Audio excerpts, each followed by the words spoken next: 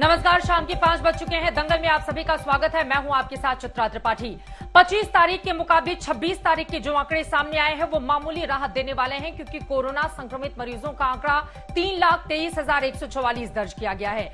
लेकिन ये लगातार छठवां दिन है जब आंकड़ा 3 लाख के पार रहा, और जबकि 7वां दिन है जब मरने वालों की तादाद 2000 से ज्यादा है। 2700 मौतें दर्ज की गई हैं बीते 24 घंटे में। यह आंकड़ा कहां पर जाकर कब और किस रूप में थमेगा, ये इस देश में सबसे बड़ा सवाल कायम है।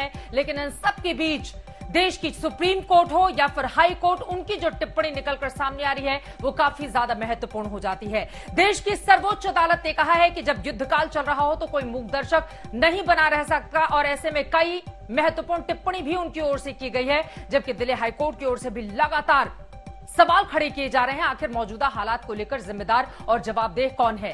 इस सब के बीच पार्टियों के भीतर आपसी रस्साकशी जो लगातार जारी है वो कोरोना के संक्रमित आंकड़ों को लेकर भी सवाल खड़े कर रही है कि इस मौजूदा वक्त में जब देश को एकजुट होना जाना चाहिए, जब राजनेताओं को एक सुर से कोरोना का मुकाबला करना चाहिए, तो फिर राजनीतिक सुर अलग अलग इस पूरे मामले में क्यों दिखाई दे रहे हैं? क्या दलगत राजनीति से ये ऊपर उठने का वक्त नहीं है? आज इसी विषय को लेकर दंगल में हम बहस करेंगे। कई राज्यों के स्वास्थ्य मंत्री भी हमारे साथ जुड़ेंगे, उनके साथ हम जानेंगे कि क्या कोरोना संक्रमण के बढ़ते मामलों के मद्देनजर केंद्र से भरपूर सहयोग उन्हें मिल रहा है या फिर नहीं, जो आज सर्वोच्च अदालत की ओर से भी सवाल पूछे गए हैं। लेकिन उसके पहले यह रिपोर्ट देखिए।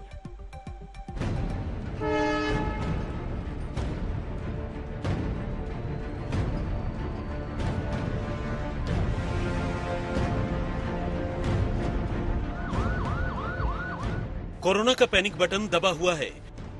व्यवस्था को दुरुस्त करने की कोशिशें जारी हैं, लेकिन आपदा इतनी बड़ी है, जो कुछ किया जा रहा है वो सब जैसे ऊंट के मुंह में जीरा हो। जनता ने यह समझना चाहिए कि हम प्रतिकूल परिस्थिति में काम कर रहे हैं। हम ऑक्सीजन की कमी है, दवाई की कुछ जगह कमी है, डॉक्टरों की कमी है, स्टाफ की कमी है, तो थोड़ी सी अड़चनें आ सकती हैं, पर लोगों की जान बचाने के लिए हम लगातार एक्सपेंशन कर रहे हैं देश का। सवाल है इन परिस्थितियों में किया क्या जाए, कैसे ज्यादा से ज्यादा लोगों की मदद की जाए। हालात कैसे हैं ये बीते कई दिनों से आप देख रहे हैं, लेकिन जमीनी सच्चाई बार बार बतानी जरूरी है। देखिए, दिल्ली के छतरपुर में कल ही खुले डीआरडीओ के 500 बेड वाले कोविड अस्पताल के बाहर क्या स्थिति है। दरवाजा बंद है। जी हाँ, हम उस कोविड सेंटर पे खड़े हैं जिसकी कल शुरुआत हुई है। सबसे बड़ा कोविड सेंटर बताया जा रहा है दिल्ली का, लेकिन बेबस लाचार मरीजों के लोग जो भी यहाँ पर आ रहे हैं उनकी स्थिति देखिए। दरवाजे से सवाल पूछे जा रहे हैं, सवाल का जवाब नहीं मिल रहा है। क्या आप लोग कोशिश कर रहे हैं? सर, हम ट्राई कर रहे हैं कि हमारे जो रिलेटिव हैं पहले उन्हें डायरेक्टली यहाँ पर ना लाएं, क्योंकि वो ऑलरेडी इल हैं, बीमार हैं। हम उन्हें लाना चाहते हैं यहाँ पर, बट हमारे को कोई रिस्पांस नहीं मिल रहा है। फोन नंबर जो दिया है उन पे कोई पिक नहीं कर रहा है। हालांकि दिल्ली के मुख्यमंत्री अरविंद केजरीवाल के मुताबिक परिस्थितियां जल्द काबू में होंगी, क्योंकि उन्हें मदद मिलनी शुरू हो गई है। केजरीवाल के मुताबिक अस्पतालों में ऑक्सीजन की सप्लाई की व्यवस्था में मदद के लिए बैंकॉक से टैंकर आ रहे हैं। केंद्र सरकार ने जितनी ऑक्सीजन हम लोगों को अलॉट की है, हमें एलोकेशन की है, वो भी उसको भी हमें रिसीव करने में परेशानी इसलिए हो रही है कि टैंकरों की बहुत कमी है। चारों तरफ टैंकरों की कमी है। ऑक्सीजन तो फिर भी इधर उधर मिल जाती है, लेकिन टैंकरों की बहुत कमी है। तो दिल्ली सरकार ने बैंकॉक से 18 टैंकर इंपोर्ट करने का निर्णय लिया है। ये टैंकर कल से आने चालू हो जाएंगे। इस बीच राजस्थान ने जरूरी दवाओं और ऑक्सीजन की सप्लाई सुनिश्चित करने के लिए केंद्र से गुहार लगाई है।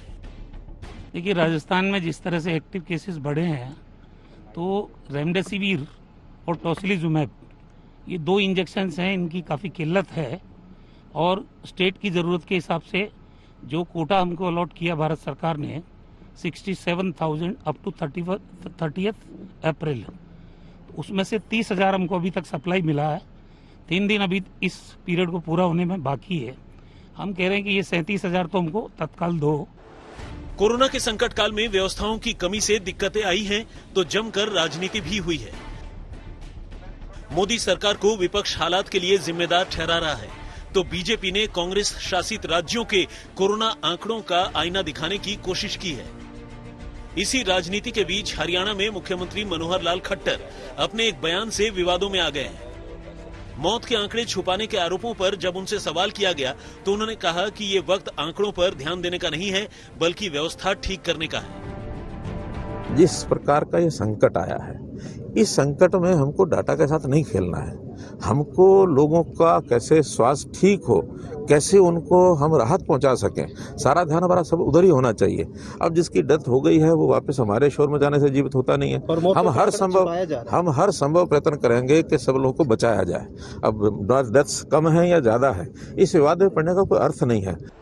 बहरहाल कोरोना के नए आंकड़े आज लगातार छठे दिन 3 लाख के पार आए हैं। हालांकि कई दिनों बाद आंकड़ों में बीते दिन से गिरावट आई है। महाराष्ट्र में एक दिन के नए आंकड़े भी 50,000 से कम आए हैं। चंडीगढ़ से सत्येंद्र चौहान और दिल्ली से कुमार कुणाल के साथ आज तक ब्यूरो। देश के अलग अलग हिस्सों से जिस तरह की तस्वीरें सामने आ रही है, उन्होंने बहुत सारे सवालों को जन्म दे दिया है। लेकिन इन सब के बीच आपको बता दें, इस वक्त की बड़ी खबर, दिल्ली हाईकोर्ट पूरे मामले में जिस तरह से अपने सख्त और तल्ख टिप्पणी कर रहा है, इस वक्त की बड़ी जानकारी ये निकलकर सामने आई है। एक बार फिर से दिल्ली हाईकोर्ट की ओर से सरकार को फटकार लगाई गई है। दिल्ली में हालात बेकाबू होने पर कोर्ट ने फटकार लगाई है। उन्होंने कहा है, नहीं संभल रहे हालात तो बताए दिल्ली सरकार। सीधे सीधे दिल्ली सरकार पर यह हाईकोर्ट की टिप्पणी है। उन्होंने कहा, हालात बेकाबू तो केंद्र को देंगे जिम्मेदारी। ऑक्सीजन रिफिलर्स पर सख्त कार्रवाई के निर्देश भी दिए गए हैं। इस वक्त ये बड़ी जानकारी निकलकर सामने आ रही है। यकीनन मौजूदा हालात जिस तरह से बिगड़ते हुए चले जा रहे हैं, राजधानी दिल्ली या फिर देश के अलग अलग हिस्से हों, क्योंकि कई ऐसे अलग अलग हाईकोर्ट्स हैं जहां पर कोरोना संक्रमितों के मामले को लेकर लगातार सुनवाई चल रही है और हर जगह से इसी तरह की टिप्पणी भी सामने आ रही है। इन सब के बीच सुप्रीम कोर्ट ने भी आज केंद्र सरकार से सवाल पूछे हैं। उन्होंने सीधा सीधा ये कहा है, मौजूदा संकट पर नेशनल प्लान क्या है, क्या वैक्सीनेशन ही सबसे बड़ा विकल्प है, इसके बारे में जानकारी दीजिए। और राष्ट्रीय आपदा के वक्त हम मूक दर्शक बनकर नहीं रह सकते, देश की सर्वोच्च अदालत की ओर से आज ये भी टिप्पणी की गई। और इसी पर चर्चा करने के लिए कई खास मेहमान इस वक्त हमारे साथ जुड़ चुके हैं। उनका तारुफ करवा देती हूं आपसे। हमारे साथ भारतीय जनता पार्टी की ओर से राष्ट्रीय प्रवक्ता संबित पात्रा इस वक्त हमारे साथ जुड़ चुके हैं। कांग्रेस पार्टी की ओर से प्रवक्ता चरण सिंह सापड़ा हमारे साथ मौजूद हैं। मध्य प्रदेश सरकार में मंत्री विश्वास सारंग इस वक्त हमारे साथ जुड़ चुके हैं। साथ ही छत्तीसगढ़ के स्वास्थ्य मंत्री टीएस सिंहदेव साहब हमारे साथ हैं और हमारे साथ मौजूद है महाराष्ट्र के मंत्री असलम शेख जी। लेकिन शुरुआत संबित पात्रा आपसे ही करते हुए, देखिए दिल्ली हाईकोर्ट की टिप्पणी दिल्ली सरकार को लेकर लगातार सामने आ रही है, लेकिन देश की सर्वोच्च अदालत ने आज केंद्र को लेकर भी टिप्पणी की है। उन्होंने कहा है कि आपदा के वक्त हम मूक दर्शक बनकर नहीं रह सकते हैं। आपका नेशनल प्लान हिंदुस्तान में कोरोना के संक्रमण के मामले को लेकर क्या है, स्पष्ट तौर पर बताएं पूरे देश को। क्या जानकारी देंगे संबित इसको लेकर आप?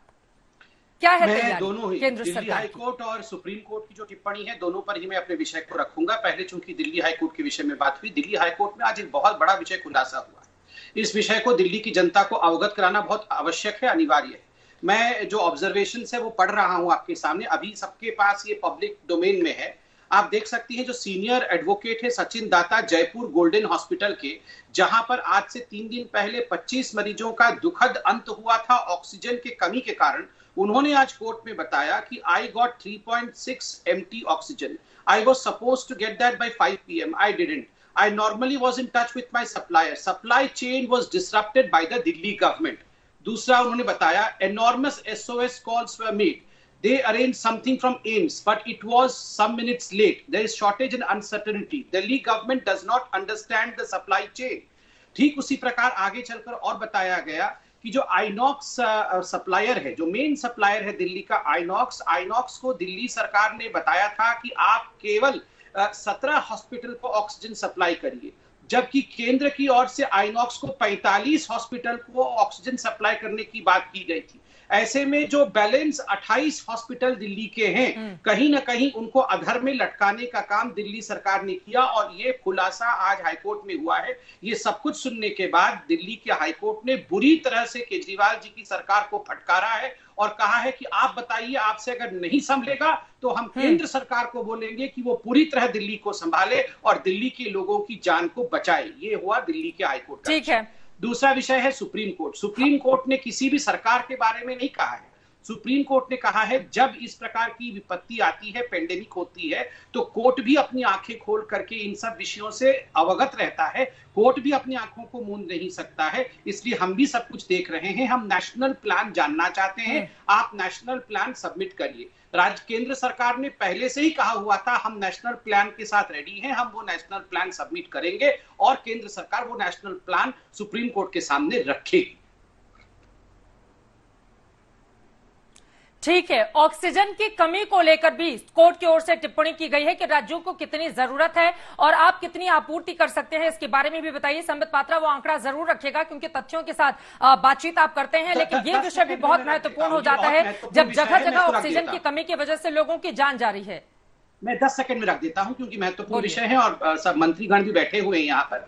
देखिए, प्रधानमंत्री जी ने जो बैठक ली थी मुख्यतः 20 राज्यों के ऑक्सीजन के आवंटन और ऑक्सीजन की जरूरत की आपूर्ति के विषय में ये बैठक हुई थी।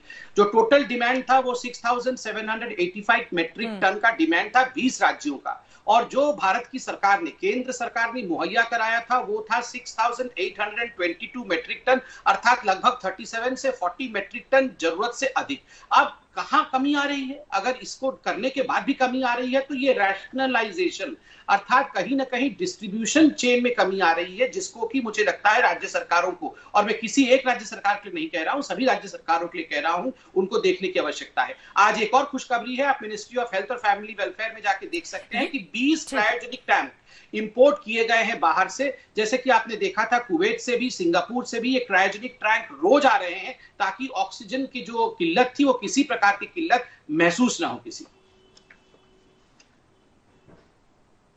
ठीक है, विश्वास सारंग जी, अब मैं सीधे आपके पास आते हुए बाकी मेहमान भी जैसे जैसे जुड़ते जाएंगे उनके पास मैं चलूंगी। विश्वास सारंग जी, आपसे बातचीत हो ही रही है, इन सब के बीच ग्वालियर से दुखद खबर सामने आई है जहां पर राजाराम हॉस्पिटल में 3 मरीजों की ऑक्सीजन की कमी की वजह से जान चली गई। सर, कौन है इसके लिए जिम्मेदार? कहा जाता है डबल इंजन की सरकार जहां पर होगी वहां पर तो किसी भी चीज की कमी नहीं रह जाएगी। फिर ये स्थिति मध्य प्रदेश के अलग, और ये सिर्फ ग्वालियर का तो मामला तुरंत सामने आया है, अलग अलग हिस्सों से भी इस तरह की खबरें लगातार आ रही हैं। विश्वास सारंग। नहीं, मैं आपसे निवेदन करना चाहता हूं, मैं पूरी दृढ़ता के साथ कह रहा हूं। देखिए, किसी की भी मृत्यु बहुत दुर्भाग्यपूर्ण है, परंतु जो ग्वालियर की घटना हुई है उसमें कहीं भी किसी भी तरह ऑक्सीजन की कमी के कारण किसी की मृत्यु नहीं हुई। मैं आपको निवेदन करना चाहता हूं, जहां की घटना का जिक्र हो रहा है वो नॉन कोविड विंग थी, वहाँ पर 85 एडल्ट हमारे मरीज थे और 45 बच्चे थे और लगभग सभी ऑक्सीजन बैकअप पर ही थे। यदि ऑक्सीजन की कमी से ये 3 मृत्यु होती तो फिर बाकी पेशेंट्स ठीक स्थिति में कैसे रहते? मैं आपसे निवेदन कर रहा हूँ और पूरी दृढ़ता के साथ कह रहा हूँ और इस बात को फिर रिपीट कर रहा हूँ कि किसी की भी मृत्यु किसी भी कारण से होना दुर्भाग्यपूर्ण है, परंतु अभी की जिस घटना का आप जिक्र कर रहे हैं इसमें कहीं भी किसी भी तरह ऑक्सीजन की कमी नहीं हुई है। मैं आप चाहेंगे तो मैं इसका पूरी तरह से वो रिकॉर्ड भी दे सकता हूं कि किस समय कितने टन का आइनॉक्स का टैंकर कहां पहुंचा, उसने कहां पर इसको रिफिल किया, ये सब केवल और केवल आप ये कह रहे हैं तो इस बात को हम मान लेते हैं क्योंकि 3 लोगों की जान चली गई है और वहां पर परिजनों की ओर से सीधे सीधे यही आरोप लगाए गए हैं कि ऑक्सीजन की कमी की वजह से उन्होंने दम तोड़ा, लेकिन आप इसको खारिज कर रहे हैं। ठीक है सर, मैं आपकी बात मान लेती हूँ, आप स्वास्थ्य, ठीक है जी जी ठीक है सर। मौजूदा हालात कैसे हैं मध्य प्रदेश के?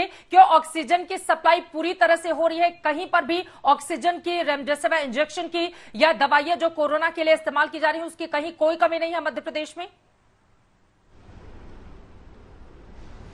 देखिए, मैं कहना चाहता हूं कि ये महामारी का दौर है और पूरे देश में, पूरी दुनिया में इसका तेजी से प्रकोप है, पर आपको मैं आंकड़े बताना चाहता हूं कि पिछले 6-7 दिन में हम मध्य प्रदेश में इस स्थिति में लाने में मध्य प्रदेश को सफल रहे कि हमारी पॉजिटिविटी एकदम कम हुई है, वो डिक्लाइन शुरू हो गई है। दूसरी तरफ हमारा जो रिकवरी रेट है वो तेजी से बढ़ा है।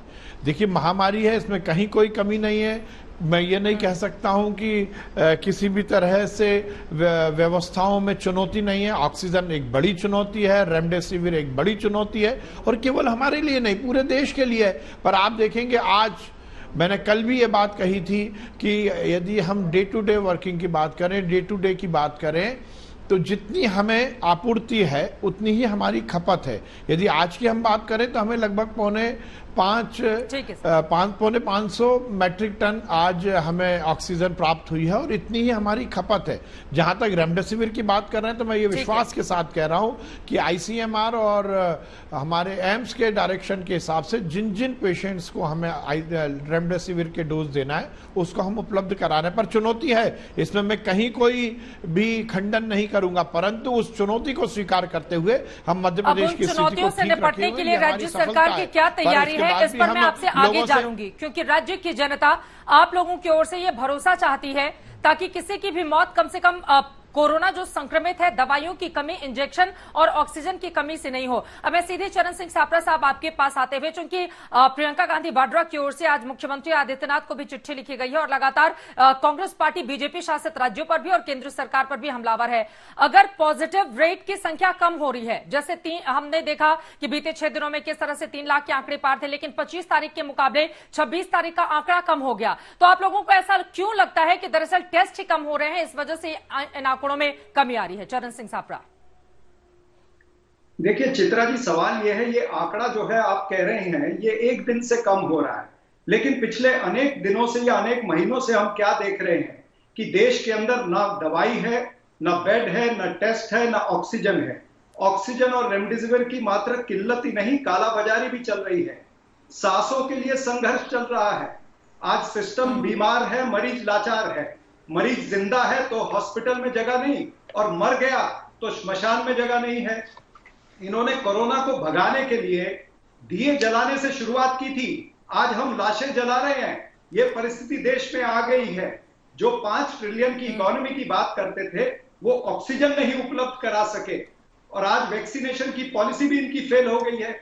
यानी 2 इंजेक्शन और 5 उसके रेट, 5 कीमतें उसकी। क्यों नहीं ये इंजेक्शन मुफ्त दिया जा रहा? आज देश के इतिहास में अगर आप देखेंगे 70 सालों में जब जब महामारी आई है तब तब वैक्सीनेशन मुफ्त हुआ है। तो मुफ्त वैक्सीनेशन ये हर भारतवासी का अधिकार है। हमें इस अधिकार से ये सरकार क्यों वंचित रखना चाहती है? ये सरकार यूं तो भाषण बड़े बड़े देती है, लेकिन महामारी की योजना करने के अंदर ये पूरी सरकार फेल है। और कांग्रेस पार्टी ने मात्र इनको हमेशा चेताया है। ये विपक्ष की भूमिका होती है, लोकतंत्र की प्रणाली का हिस्सा है कि जहां कहीं इसका सत्ताधारी चूके हमें उसको सीधा या करेक्ट करने का वो अधिकार विपक्ष को है। चित्रा जी, मैं उत्तर देना चाहूंगा। ठीक है, विपक्ष को अधिकार तो है, लेकिन विपक्ष को, मैं आ रही हूं संबित पात्रा, लेकिन विपक्ष को कम से कम अपनी जिम्मेदारी भी समझनी चाहिए। और कांग्रेस शासित भी राज्य बहुत सारे हैं जिसके बारे में आप लोगों को बताना चाहिए कि कहां पर स्थिति सबसे ज्यादा ठीक है और एग्जाम्पल के तौर पर सामने रखना चाहिए। संबित, आप अपनी बात रखिएगा, लेकिन 2 मंत्री भी हमारे साथ मौजूद हैं। जल्दी जल्दी एक एक उनकी टिप्पणी में ले लेती हूं। मैं सीधे छत्तीसगढ़ के स्वास्थ्य मंत्री टीएस सिंहदेव जी हमारे साथ मौजूद है। सिंहदेव साहब, देखिए आज ये खबर सामने आई है जहां पर पूर्व प्रधानमंत्री अटल बिहारी वाजपेयी की भतीजी करुणा शुक्ला की कोरोना के कारण उनका निधन हो गया।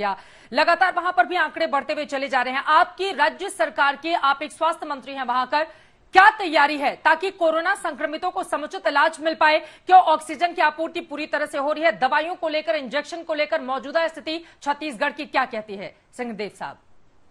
चित्रा जी नमस्कार। साथ ही पैनलिस्ट माननीय सारंग जी को, माननीय चरण जी को, माननीय संबित जी को भी मेरा प्रणाम। सभी दर्शकों को प्रणाम। जहां तक वैक्सीन की आपने तैयारी के बारे में बताया और करुणा जी के देहांत के बारे में आपने पहले जिक्र किया, हम उनको श्रद्धांजलि देना चाहेंगे। एक बहुत ही कर्मठ नेत्री उनको छत्तीसगढ़ ने, देश ने, हमने कांग्रेस पार्टी ने खो दिया है। उनकी आत्मा की शांति की कामना करते हुए वैक्सीनेशन की जो बात आपने कही, वैक्सीनेशन के अब 2 भाग हो गए। एक भाग 45 साल से ऊपर के नागरिकों का और एक भाग 18 साल से 45 साल के बीच के नागरिकों का। 45 साल से ऊपर के नागरिकों के लिए वैक्सीन भारत सरकार के माध्यम से आनी है और ये कहा जा रहा है कि 50% अगर जो कंपनीज हैं वो उनको उपलब्ध कराएंगी तो क्रमशः भारत सरकार राज्यों को वैक्सीन इस आयु वर्ग के नागरिकों को राज्यों को उपलब्ध करा देगी। वो चलता रहेगा, सिलसिले में चलता रहेगा। किस राज्य को ज्यादा मिला, किस राज्य को कम मिला, ये पारदर्शी हो जाएगा तो वो भी विवाद खत्म हो जाएगा। दूसरा फेज जो वैक्सीनेशन का है, दूसरा चेहरा सिक्के का जो वैक्सीनेशन का है, मुझे नहीं लगता कि छत्तीसगढ़ में 1 मई से 18 साल से 45 साल के बीच के नागरिकों का टीकाकरण चालू हो पाएगा, क्योंकि कंपनियों से जो हमने चर्चा की है, 50 लाख वैक्सीन का ऑर्डर दिया है, उनसे जो हमको प्रारंभिक संकेत मिले हैं, पहले तो ये था कि मई के तीसरे चौथे हफ्ते में शायद वो दे सके, तीसरे हफ्ते के बाद, और संकेत आ रहे हैं कि और भी देर हो सकता है। तो इसमें मैंने तो पहले भी कहा था, केंद्र सरकार को सीधे बीच में रहना चाहिए, वैक्सीन केंद्र सरकार के माध्यम से आनी चाहिए और व्यवस्था उनको बनानी चाहिए।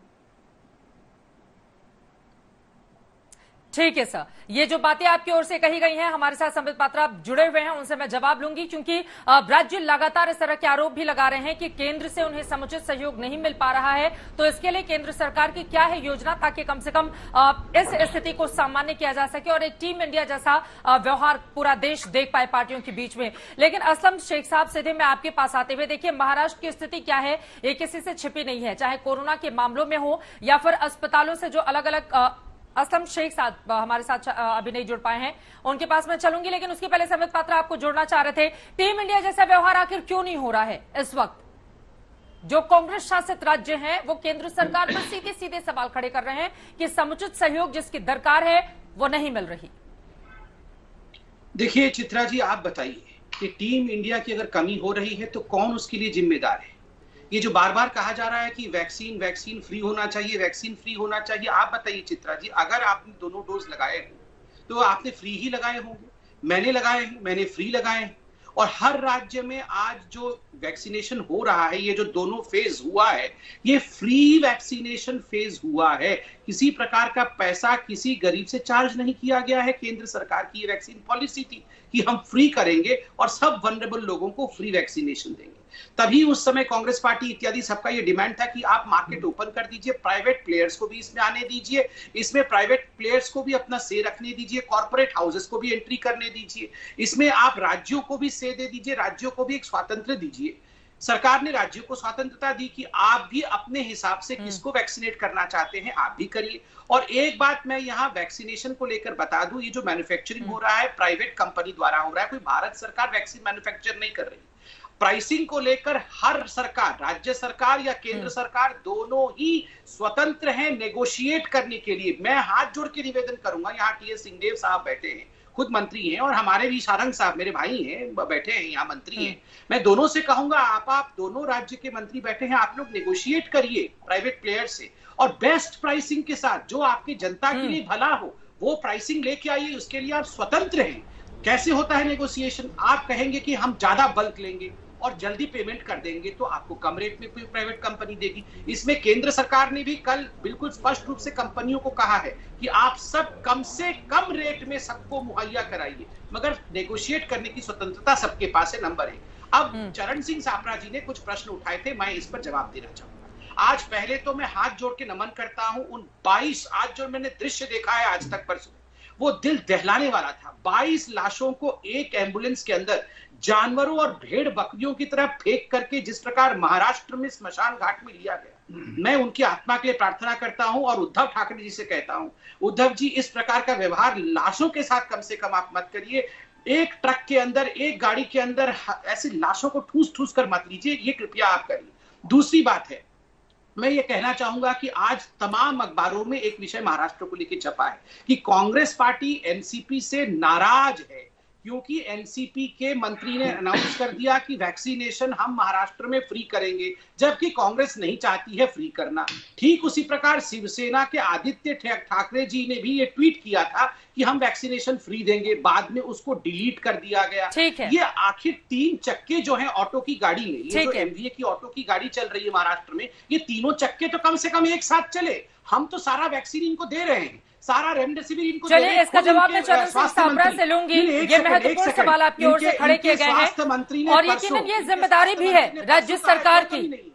एक एम्बुलेंस के भीतर महाराष्ट्र के बीड़ से अगर इस तरह की तस्वीरें सामने आती हैं जहां पर एक एम्बुलेंस के भीतर 22 शवों को एक साथ ऐसे ठूस दिया जाए तो यकीनन सवाल महाराष्ट्र सरकार और वहां पर जितनी भी पार्टियां शामिल है चरण सिंह सापरा उनको लेकर खड़े ही होंगे। इसके अलावा आपको यह भी बताते चले कि एक एक जगह 3-3 लाशों को एक ही साथ इकट्ठा जला दिया जा रहा है। यह स्थिति क्यों बनी हुई है, इस पर भी जवाब चरण सिंह सापरा आप दीजिएगा। लेकिन जयप्रताप सिंह जी स्वास्थ्य मंत्री उत्तर प्रदेश के इस वक्त हमारे साथ लाइव जुड़ चुके हैं, सीधे मैं उसका रुख कर लेती हूं। जयप्रकाश जी, ये बताइए मौजूदा स्थिति उत्तर प्रदेश की क्या बयां करती है?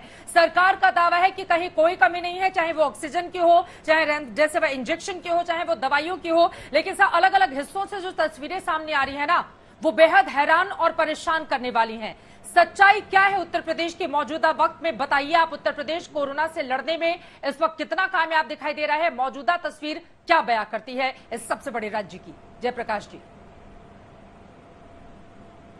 जयप्रताप जी, पहली बात तो मैं कह दूंगा, जो आपने पहले से ही कहा था कि किसी प्रकार की कोई कमी नहीं है, न ऑक्सीजन की कमी है न दवाइयों की कमी है, ये मैं पहली बार आपको बता दे रहा हूं। दूसरी बात कि इस बार का इन्फेक्शन 2020 के इन्फेक्शन से कई गुना और इन्फेक्शियस हो गया है, बहुत ज़्यादा फैलाव है, लगभग एयरबोर्न हो गया है, परिवारों में पूरा एक बैग फैल जाता है।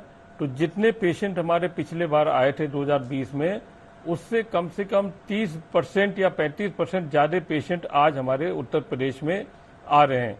इतनी तेजी से इन्फेक्शन फैल रहा है। और अब की जो देखा गया है, ये आपको थोड़ा मैं बताना इसलिए चाहता हूं कि आपको भी इस बात को सुनना चाहिए कि अब की जो पेशेंट आ रहे हैं, स्टार्टिंग में वो नेगेटिव टेस्ट हो रहे हैं और उसके बाद जाके उनका एक हफ्ते के अंदर उनका लंग्स में इन्फेक्शन फैल रहा है।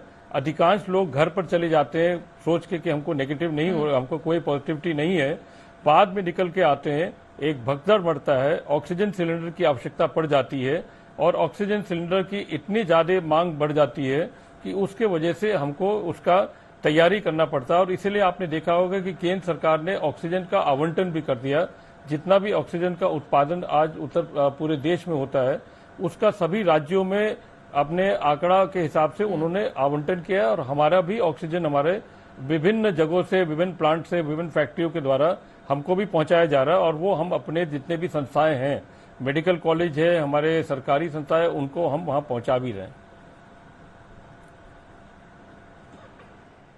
सर आप जो दावा कर रहे हैं, देखिए ये महत्वपूर्ण है। आपने कहा कि ऑक्सीजन की बिल्कुल भी किल्लत नहीं है, तो मैं कल की तस्वीर आपको याद दिलाना चाहूंगी जो बहुत तेजी से वायरल हुई थी आगरा की, जहां पर एक पत्नी अपने पति को मुंह से ऑक्सीजन दे रही थी।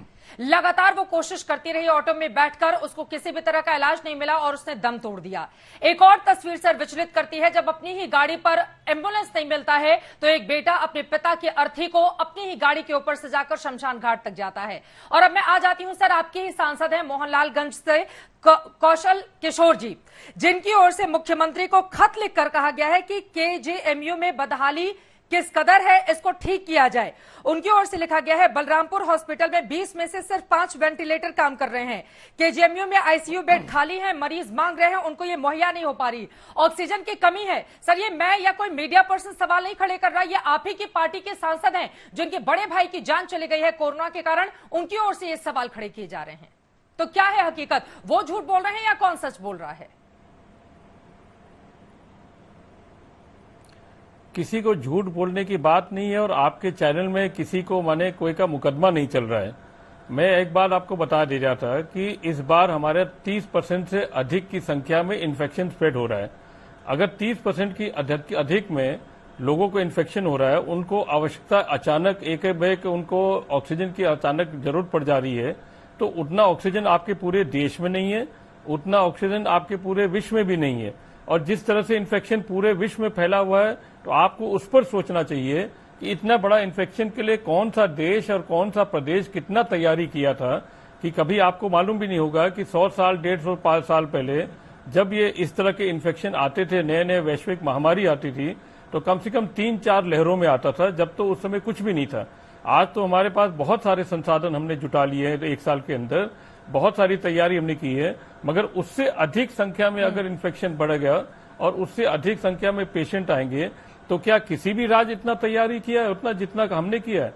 सभी के यहाँ वही सिस्टम है, सभी के यहाँ उतनी तकलीफ हो रही है, सभी की यहाँ उतनी महामारी हो रही है कि कैसे हम उनको ऑक्सीजन दें, कैसे उनको दवाई दें, कैसे उनको हम बेड्स दें, किस अस्पताल में भर्ती करें। ये खाली उत्तर प्रदेश की बात नहीं है, ये पूरे देश की बात है और पूरे देश को एक वैश्विक महामारी को दूसरे रूप में आपको देखना चाहिए। ये एक बीमारी है, ये कोई चैनल पर इसका बात विवाद करने से या इसका कोई डिबेट करने से इसका कोई हल निकलने वाला नहीं है। इसमें हम सबको मिलकर इसका मुकाबला करना है। जिस तरह पहले किया था इस बार भी हम उसका मुकाबला कर रहे हैं और डट के मुकाबला कर रहे हैं। इसीलिए प्रधानमंत्री हर चीज का आवंटन हमको कर रहे हैं। सच्चाई देश के सामने कैसे आएगी सर? आपकी बात महत्वपूर्ण है, आप जो दावा कर रहे हैं, चूंकि ऑक्सीजन को लेकर आप दावा कर रहे हैं, इस वजह से मेरा ये सवाल है। अब मैं अगले सवाल पर आ जाती हूँ सर। सच्चाई लाना हमारा काम है, इसी वजह से मैं आपसे सवाल पूछ रही हूं और यहाँ पर वास्तव में कोई कोर्ट या अदालत नहीं बैठी हुई है, लेकिन जो सच है वो जानना जरूरी है। इसी वजह से मैं मौजूदा आंकड़ा बता देती हूं। यूपी में 24 घंटे में कोरोना के 33,574 नए केस सामने आए हैं, 249 लोगों की जान चली गई है। ये स्थिति क्यों हुई सर? नहीं, ये स्थिति क्यों हुई माने क्या? आप वहां डिबेट में इस तरह की बात करेंगे कि ये स्थिति क्यों हुआ। आप तो डॉक्टर है नहीं, किसी डॉक्टर या किसी वैज्ञानिक से पूछिए कि जब एक वैश्विक महामारी होता है तो वैश्विक महामारी के लिए कोई दवाई तो बना नहीं है, वैक्सीन बना है, वैक्सीनेशन चल रही है और वैक्सीन के लिए अलग अलग तरह के कार्यक्रम भी बने हुए हैं। तो कोई इन्फेक्शन हो जाता है तो किसी उसके लापरवाही के फल थोड़ा वो इन्फेक्शन तो बढ़ ही रहा है, आपका पूरे देश में बढ़ रहा है। हमारा तो इन्फेक्शन 38,000 तक चला गया था। आप जो फिगर अभी बता रहे हैं ये आज का 33,000 है और हमारे लखनऊ में 7,000 का फिगर गया था, वो आज घट के 4,000 हो गया। सामान्य तरह से हमारे 75 जनपदों में धीरे धीरे करके इन्फेक्शन हमारा घट रहा है, बहुत कम घट रहा है मगर घट रहा है। तो आप आज की फिगर मत कंपेयर करिए, अभी 4 दिन पहले का मैं आपको बता दे रहा हूं कि 38,000 का फिगर था, आज घट के 33,000 हो गया है। हमारा कंट्रोल काम कर रहा है। हम इन्फेक्शन हम कम से कम 2,40,000 तक हम टेस्टिंग प्रतिदिन करते हैं, 1 लाख टेस्टिंग हम RT-PCR का करते हैं। ऑक्सीजन सिलेंडर जो देश में हर राज्य को आवंटन हुआ है उतना हमको भी आवंटन हुआ है।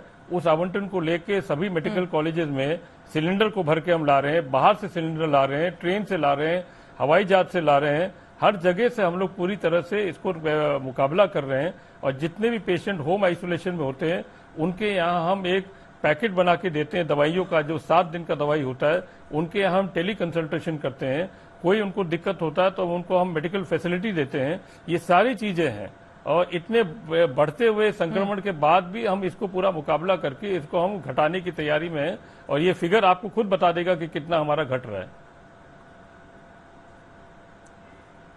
चलिए, हम उम्मीद भी यही करते हैं और बहुत जरूरी भी हो जाता है, क्योंकि सबसे बड़ा प्रदेश है, 23 करोड़ से ज्यादा की आबादी है। इस वजह से जो दावे आप कर रहे हैं उसमें कितना दम है, ये तस्वीरें तो सामने आ ही जाएंगी। आपका ये कहना है कि मौजूदा व्यवस्था ऐसी हो चुकी है कि संक्रमितों के आंकड़े को हम जल्दी जल्दी कम कर रहे हैं, लेकिन यकीनन जब सरकारें आप जैसे लोग बनाते हैं या जब आपको जनता चुनती है तो विश्व में क्या हो रहा है इससे ज्यादा हमें मतलब नहीं होता है सर। हमारा मतलब सीधा है कि हमारी जो मौजूदा सरकार है वो हमारे लिए किस तरह की व्यवस्था कर रही है। अब मैं सीधे चरण सिंह सापरा जी, आप स्वास्थ्य मंत्री उत्तर प्रदेश को सुन रहे थे, उनका ये दावा है कहीं कोई कमी नहीं है, हर तरह से व्यवस्था की जा रही है। महामारी की ऐसी स्थिति है इसमें बहुत जगहों पर लाचारी देखी जा सकती है और संक्रमण फैलता है लेकिन उसको वो कंट्रोल कर रहे हैं।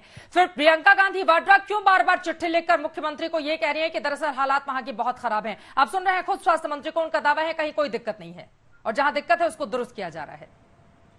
देखिए, मैं आदरणीय स्वास्थ्य मंत्री जी को सुन रहा था और उन्होंने खुद कहा कि हम प्रतिदिन 2,46,000 टेस्ट करते हैं जिसमें से 1 लाख RT-PCR होता है, यानी ये 40% के करीब ये RT-PCR टेस्ट करते हैं।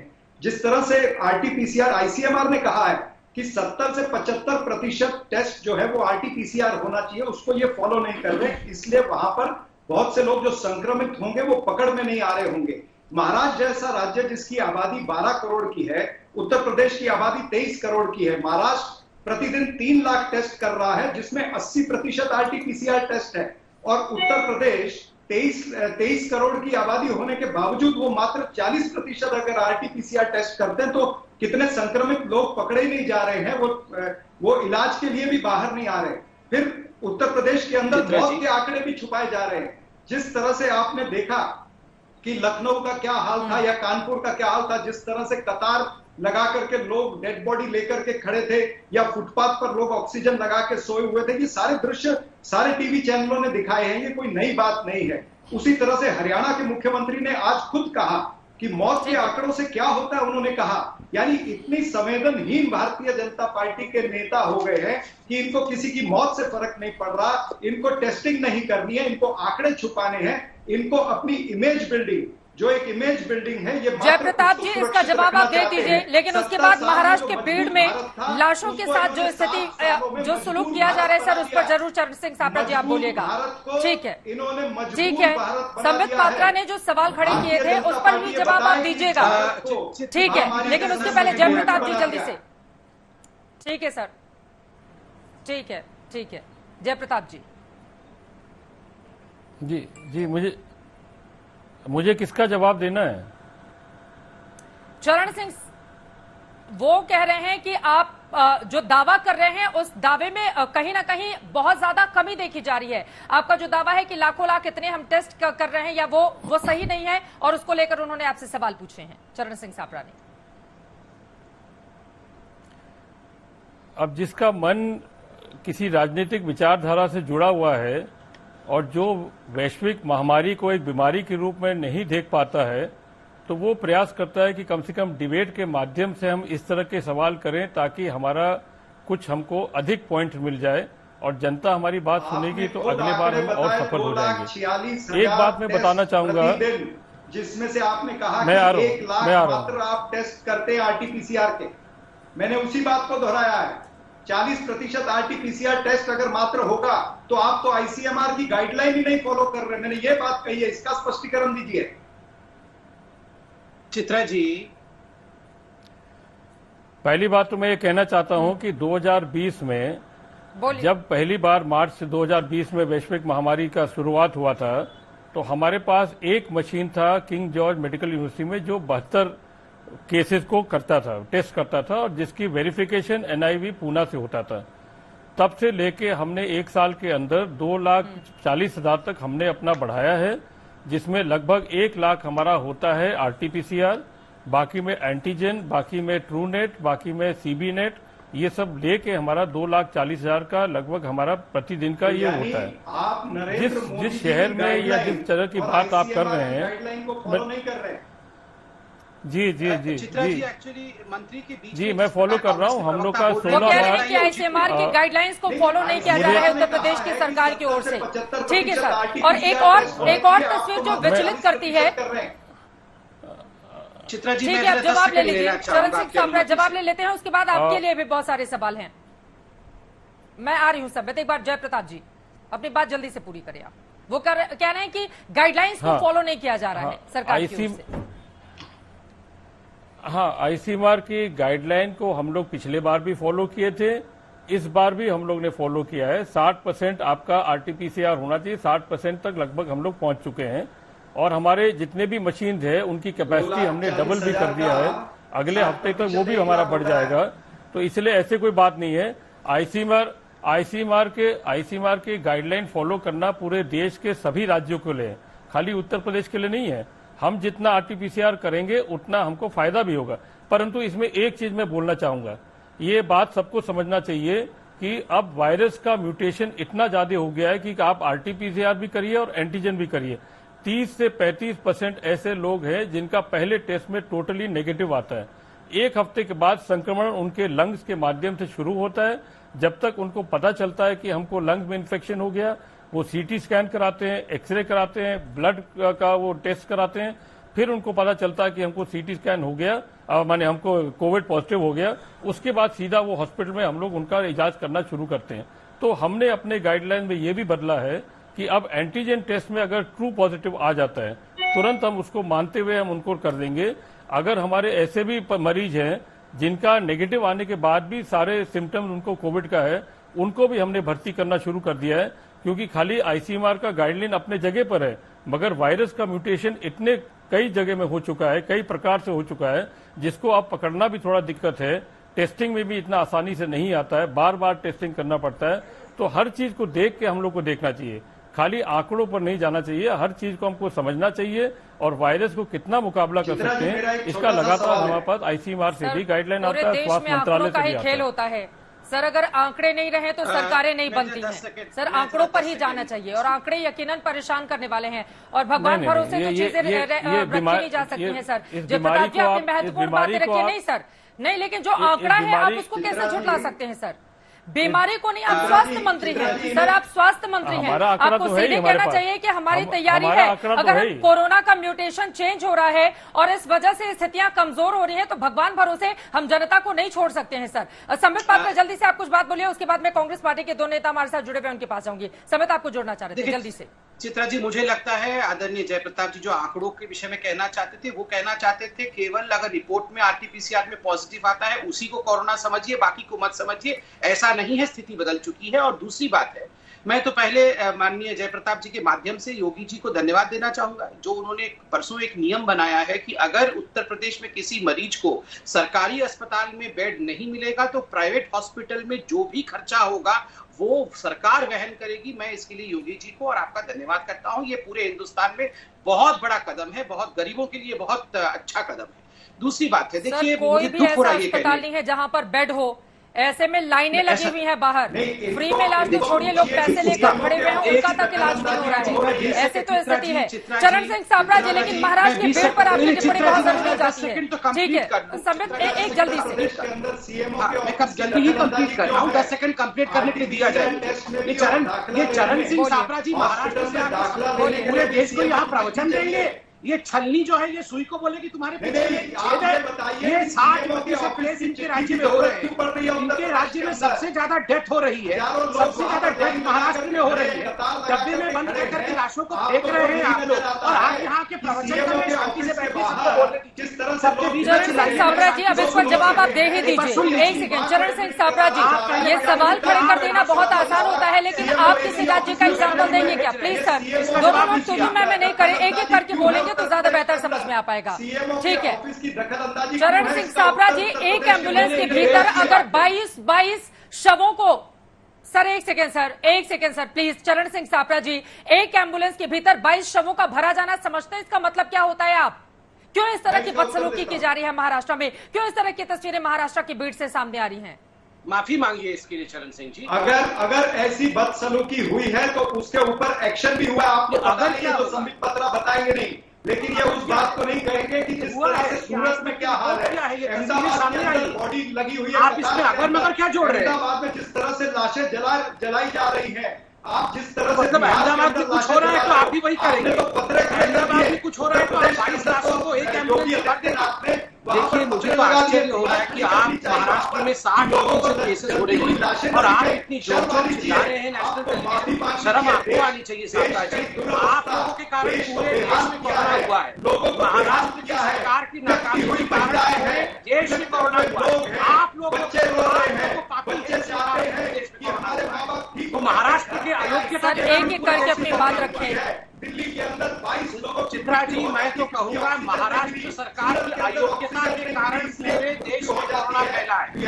आज 60 केसेस पूरे देश में महाराष्ट्र से आ रहे हैं। सर्वाधिक अगर मृत्यु कहीं हो रही है तो वो महाराष्ट्र में हो रहा है। और महाराष्ट्र के नेताओं को देखिए इस प्रकार का अहंकार, इतना चिल्लाना यहाँ पर आकर दूसरों को। सर एक एक करके हम अपनी बात रखेंगे तो शायद ज्यादा बेहतर तरीके से हम समझ पाते, लेकिन मौजूदा वक्त वास्तव में आपस में तू मैं करने का नहीं है।